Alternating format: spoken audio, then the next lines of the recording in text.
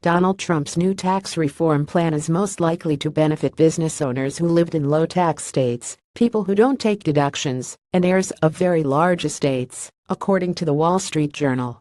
This is not too surprising, however, given that Trump's tax plan was primarily crafted by white men. Casey Hunt, NBC News Capitol Hill correspondent, shared a photograph on Twitter of the Republicans behind the plan. Although Tennessee Representative Diane Black was part of this Republican group, most of the people in the initial photograph are white men. In fact, the 6 key players who negotiated the tax reform plan behind closed doors, known as the Big Six, were all white men: House Speaker Paul Ryan, Senate Majority Leader Mitch McConnell, Treasury Secretary Stephen Mnuchin, Trump Economic Advisor Gary Cohn, Senate Finance Chairman Orrin Hatch, and House Ways and Means Chairman Kevin Brady. This is not the first time that women and people of color have been insufficiently represented in GOP decision-making spaces. Back in March, Mike Pence came under fire after tweeting a photo of a meeting with the House Freedom Caucus about health care. The meeting was specifically called to discuss whether or not the GOP's plan to repeal and replace Obamacare would eliminate the ACA's essential health benefits, but although these benefits required insurers to cover things like maternity care and pregnancy, not a single woman was present at the meeting. Indeed, that photo also featured a large group of white men.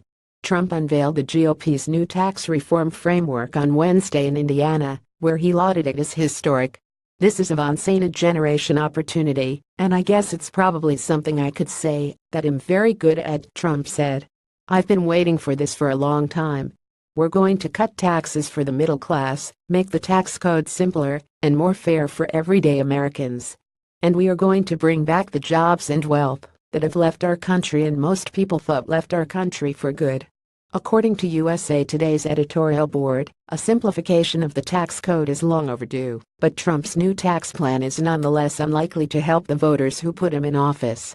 Under the new plan, business owners might pay fewer taxes than some of their employees. This could also lead to high-income individuals seeking business owner status in order to avoid higher tax rates. Despite this analysis, Trump framed the new tax plan as helping American workers and businesses, claiming it will stop punishing companies for keeping their headquarters in the United States. Trump also insisted that the GOP's tax reform plan would not help the country's wealthiest taxpayers, including himself, even though he still has not released his tax returns and can therefore not prove this claim. "It's not good for me, believe me," Trump said.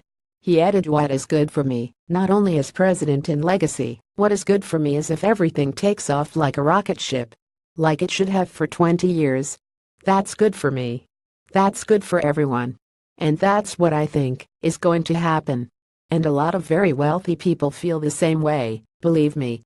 In addition to unveiling the tax plan, Trump took his presence in Indiana as an opportunity to essentially threaten the state's lone Democratic Senator, Joe Donnelly. Trump told Donnelly, who had joined the president at the event, to expect a fierce campaign against him if he didn't vote in favor of the GOP's tax plan. The new tax plan was unveiled after months of closet-door negotiations between the aforementioned white men.